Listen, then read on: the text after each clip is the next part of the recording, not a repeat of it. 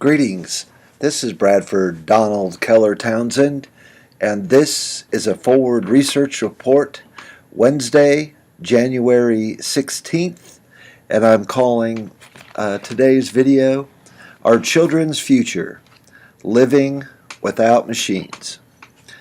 By the year 2070, humans will be operating with less than 10% of the machines that they do today. So I'm talking decades-long transition to a much lower consumption, less of a consumer society that uses a fraction, probably best case scenario, 15% of the energy that's used today.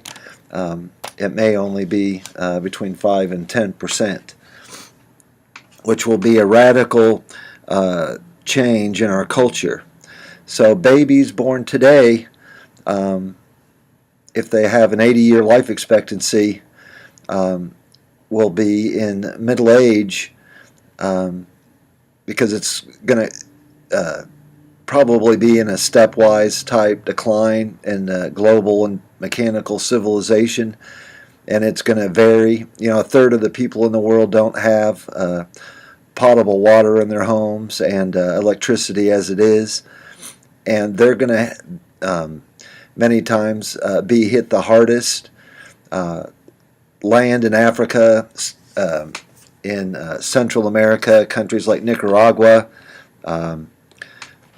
Mozambique and Africa, these poorer countries export a lot of their food, and while they have people hungry there and need to be growing food for their own populations, the major corporations and militaries of the wealthy countries like China, Russia, the United States, the collection of the European Union states, are able to control the governments of these weak countries that have almost no militaries and capacity to stand up to modern weaponry and highly organized, disciplined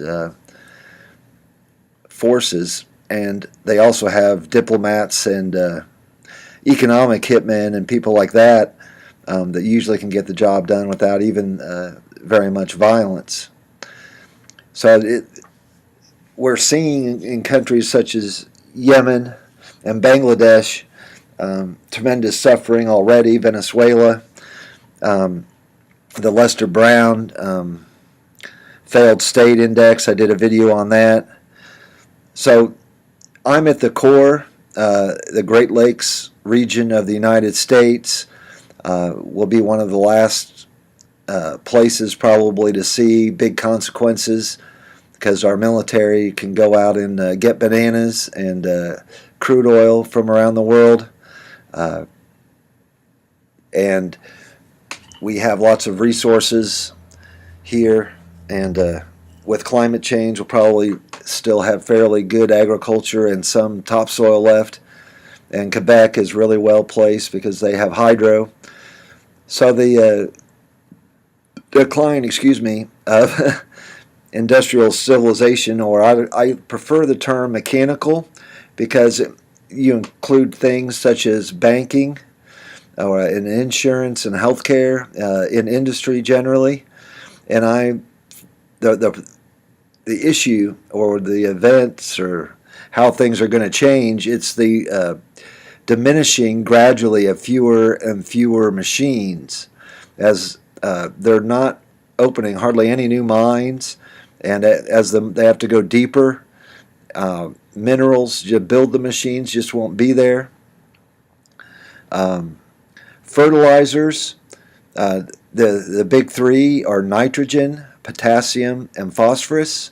Nitrogen is from natural gas cracking. It's very difficult. Nitrogen is a diatomic molecule, which means nitrogen always and oxygen usually and others go in pairs. They bond with each other, and it's a very strong bond and hard to break, and the Haber-Bosch process is used. A Jewish German chemist I think he converted to Lutheran when he married his wife, maybe, but he helped the Germans do as well as they did in World War One for a long time, because that process is also used to make high explosives in large quantities, and fertilizer. And then potassium and phosphorus will no longer be used as fertilizer either because exhaustion of those resources combined with a broken logistics chain. Because as we stepwise down to a lower consumption, lower energy economy, we're going to see more and more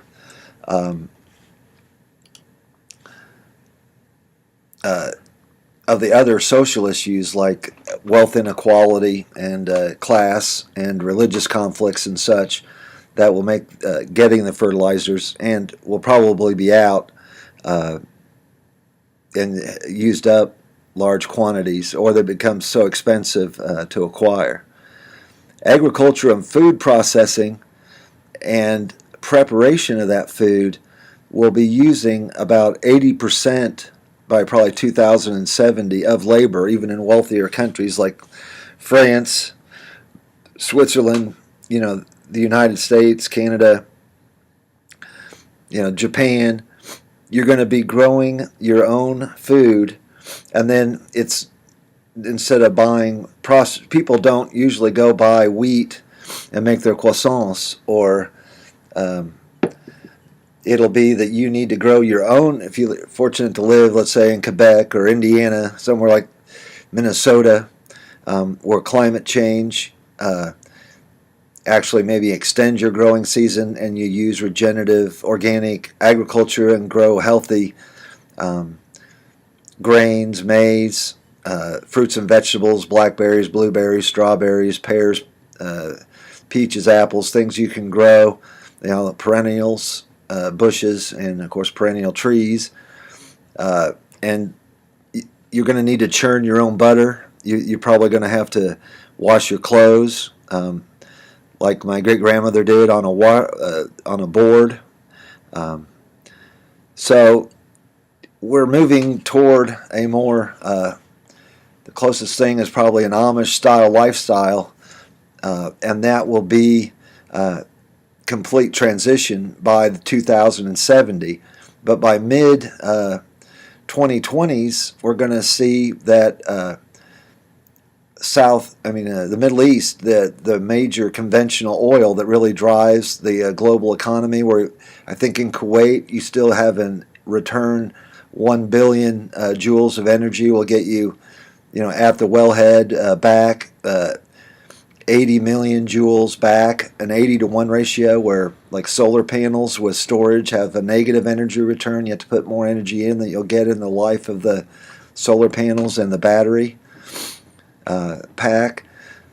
So the whole world is really running on that high EROI energy coming out of the Middle East, Kuwait, Iraq, Saudi Arabia, Iran, where they have you can make a very low expenditure of energy, people, and equipment, machinery, and get a huge amount of energy back out. But around the middle of the next decade coming up, the growing populations of Iraq, Kuwait, and those countries, they're having large families, and they're going to want to consume that oil and use a lot of it there in the Middle East. Plus, those large, they're pumping so much oil out now, conventional and non-conventional now is over 100 million barrels a day, that finally the great Anwar oil fields will have peaked and won't be able to increase production and eventually start to decline. So Kuwait and Saudi Arabia and those Arab states there's like mini states where they have small populations, like 1 million, and then a couple million servants, and then sell petroleum, which is both natural gas and crude oil, is what the term means. So those countries, in only another 5 to 10 years, could see declining production. Yemen, is the case study there. They were a middle-income, rising country not that long ago, and then when they exhausted their crude oil, and they had a lot stolen from Saudi Arabia, which used horizontal drilling to drill into their territory underground, and or they had a shared like pool of oil, a reservoir of oil that was under both borders, and the Arabs, the Saudi Arabians, decided to pump their oil out, leading to Yemen, which is a huge human rights disaster. So even in the Middle East, we've seen Yemen, oil can be depleted, and and all used up and sucked. You can, hit that bottom of the milkshake where you hear the sound, and that's what happened to Yemen. And the best case is to go live an Amish style lifestyle. That would be landing on your feet. So like my little cousin Colin, who's only 3 or 4 months old now, his future will not involve office work, lawyers, accountants, programmers, video game programmer and visual artists, scientists, engineers, travel agents, all types of salespeople, even in healthcare. There probably won't be there might be midwives and like local medics, but big hospital institutions will be shut down in the West and most of the world as we transition to 2070. And things could all come down to subsistence agriculture type environment. So what kind of, baby Colin, what kind of, or, my children, I have from, 25 down to, 14, 5 children, and you're looking into the future, someone like baby Colin's most probable will have his prime. Hopefully he'll move to somewhere, like Wheaton, Indiana, or Bradford, a village of maybe 1,000 to 2,000 people, where they can have a barter system, and he can hopefully will grow over 50 different edibles, and also produce fiber, or like maybe have some sheep. And so being a gardener and a husbandman, a farmer, and with a very with as much diversity as you can with your wife and children, how you can have a child, take care of the chicken coop, and whose big responsibility is the chickens, or maybe you have turkeys as well, and geese, and take care of the the bird part of the farm, and then maybe your wife likes working on the vegetables, and then you like working on the trees, and then you have a son who's getting to be a teenager and does who's strong and does a lot of the physical work around, and then you'll also be a bicycle repairman for the village and have a bike shop in the barn, where you keep refurbishing and taking parts, because they're not really making many bikes anymore, but you can salvage parts and assemble and repair bikes, and you barter with that, and there might be coinage or something at that time. You could be a carpenter as well, and because bike repairs and gardening leaves you additional time in the day, and you maybe build tables and chairs, and occasionally help build a barn or a house. And then you're a portrait artist, and so when people get married, engaged, hit anniversaries, you sketch portraits for them. So you really have maybe 4 different trades on top of being a gardener. You might also help or train horses or dogs. Maybe you have you breed a certain breed of dog, and then you can trade that to people. So you have several different things going on. It actually requires a high level of intelligence and a very strong work ethic, to keep a homestead, Amish style family. And this comes to talking to the children. You don't want to put pipe dream, rainbows and unicorns and all that in front of the children. You want them, like I've told my children, that you're going to be in a low consumption, low energy future, and your children will. And you need to have hands-on skills and learn gardening and be prepared, because this mechanical civilization is unsustainable from many different, and I've done videos on many of the issues, but it's all the issues in combination interacting, and you have feedback loops where if you have air pollution, then that hurts agriculture, and then agriculture may use more harsh chemicals on the soil, and then that causes another knock-on negative effect. So we've hit a point where the world, fisheries, 2/3 of them are in collapse. We're down to maybe 15-16% of the topsoil. We're losing millions of hectares of arable land a year to things like desertification. They relied on fossil aquifers for irrigation, and the aquifers have been depleted. There's ghost towns in the central United States not only for mining but also for agriculture, where aquifers have been depleted, and for you had maybe 4 generations of farmers, but there was no 5th because the water ran out. And that's happening all around the world, where the fossil aquifers that maybe took tens of thousands, millions of years to fill up, once they're drained, we'll have to wait for another ice age and then an ice age melting to refill those aquifers. And it's that we have many problems all hitting simultaneously, and really I don't see realistically the probability, and I'm talking probabilities using Bayes' theorem. The probabilities, when you combine them and you calculate what the most probable outcome, it would come out, if 0 is everything's going to be fine and we're going to live in a future with robots serving us tea and everything, in a Star Trek type utopia, or we're going to be back to subsistence Amish style living, the chances, when I calculate something like Bayes' theorem, is 0.99. I mean, I can't be arrogant to say, it's a 1 and I'm absolutely certain that this is going to happen. But if you take, the more than dozen major crises and catastrophes hitting and them all reinforcing each other, they may be able to mitigate, 3 or 4.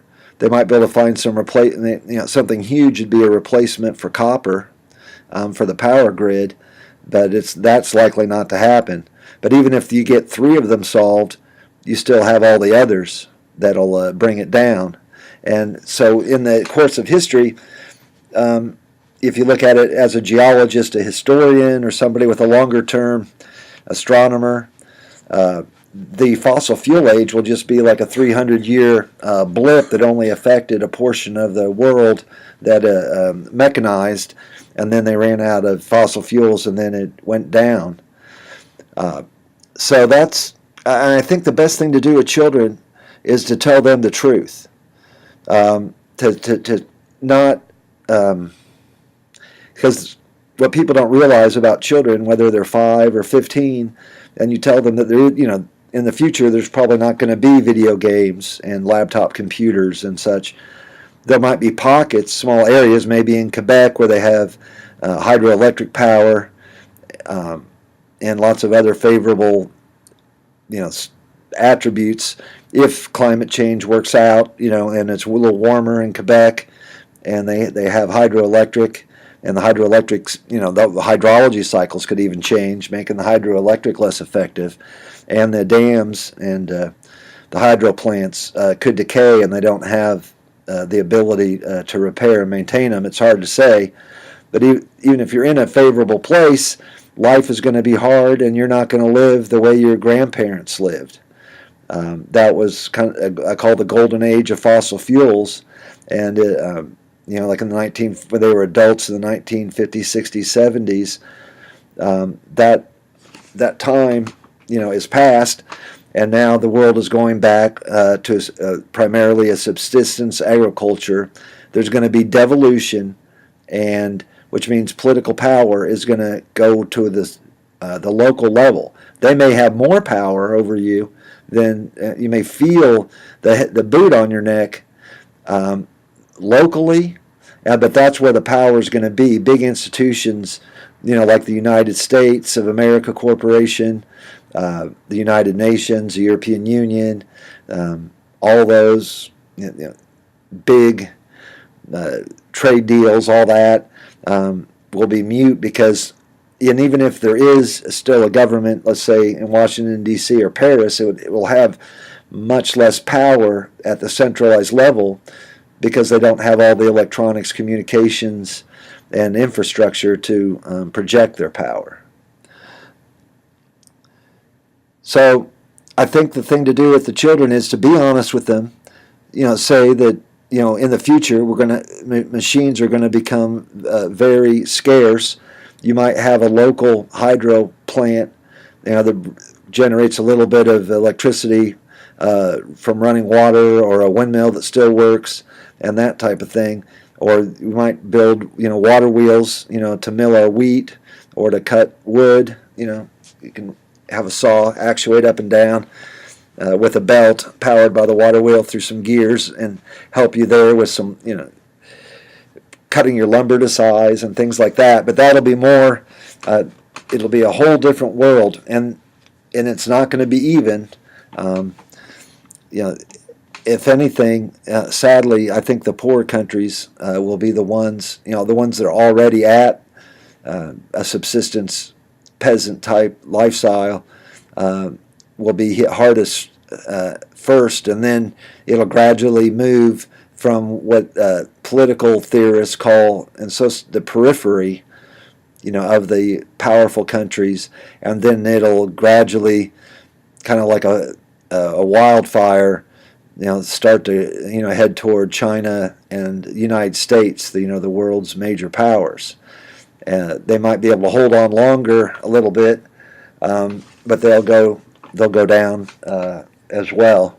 And I think China, because of their huge pollution problem and the extreme inequality between their billionaire communist leaders and the poor, they still have extremely poor people that are truly poor, like $2 a day, having no central heat in the winter, trying to get a little heat from sticks or dung, that kind of lifestyle, just struggling to survive. And it's just a powder keg, China, ready to explode because of the hypocrisy of the communist leadership and all the angry people of their children having birth defects and all the horrible pollution consequences. So, tell your children the truth. People, just 200 years ago, many were content, being on their farms, and were happy, and they felt joy, and they felt sadness, and and ecstasy, and we're just going back to living, a traditional agricultural lifestyle, and just deal with it, and they can have happy, relatively healthy, productive lives. Well, that's all I have. Thank you very much, and have a great day.